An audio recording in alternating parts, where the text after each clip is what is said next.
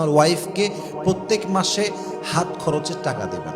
বইয়ের জন্য খরচ করলে আল্লাহ আপনার রিজিকে আরো বেশি স্বচ্ছতা দান করে। বইয়ের জন্য খরচ করলে আল্লাহ আপনার জীবনটাকে একদম বরকত দ্বারা ভরপুর করে দিবে। সুবহানাল্লাহ পড়েন সবাই।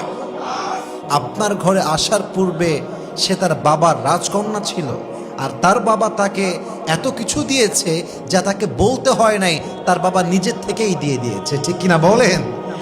একজন ওয়াইফ আপনার কাছে অনেক কিছু চাইবে না, ও চাইতে পারবে না। সমাজ, বাস্তবতা, সোসাইটি, কালচার, সিচুয়েশন অনেক কিছু বুঝে সে আপনার কাছে অনেক কিছু চাইবে না। আপনি আপনার সাধ্য অনুযায়ী আপনার ওয়াইফকে প্রত্যেক মাসে হাত খরচের টাকা দেবেন। কম হোক, বেশি হোক, মিডিয়াম হোক, as much as you can provide. যা আছে তা দিবেন। 1000 দিবেন, 2000 দিবেন, বড় লোক আপনি 10,000 দিবেন। হাত খরচ টাকা দিবেন, তার দরকার আছে এটা। অনেক সময় আপনার দেওয়া হাত খরচের টাকা ওয়াইফ জমায় রাখবে এবং সেই টাকা দিয়ে আপনার ওয়াইফ আপনার বিপদে সাহায্য করবে। এটা নামই হচ্ছে ওয়াইফ। ঠিক কিনা বলেন? একটা কথা আপনারা রিয়েলাইজ করেছেন কিনা দেখেন, আমরা জাস্ট নামে বলি যে বউ হচ্ছে আমাদের জীবনের সবচেয়ে বেশি জ্বালা।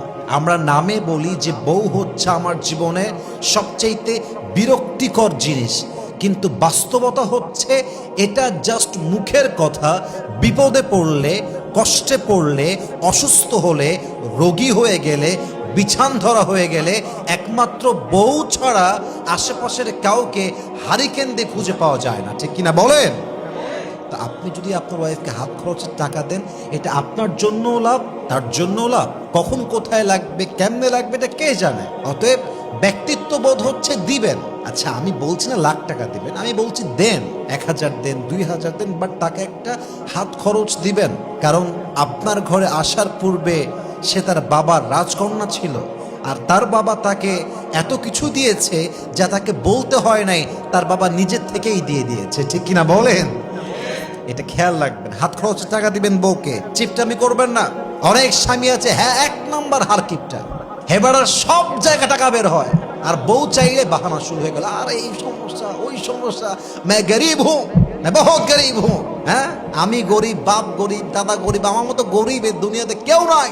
জঙ্গলে আমার বাড়ি, আমার কোনো টাকা পয়সাই নাই। বউয়ের বেলায় চিপটা হয়, বোনের বেলা টাকা বের হয়, মায়ের বেলা টাকা বের হয়ে যায়, বাপের বেলা টাকা আরো বেশি বের হয়, সবার জন্য টাকা বের হয়, বইয়ের জন্য 2 পয়সা বের করতে চায় না। এরকম স্বামী আছে না নাই বলেন? বইয়ের জন্য খরচ করলে আল্লাহ রিজিকে বরকত দেয়।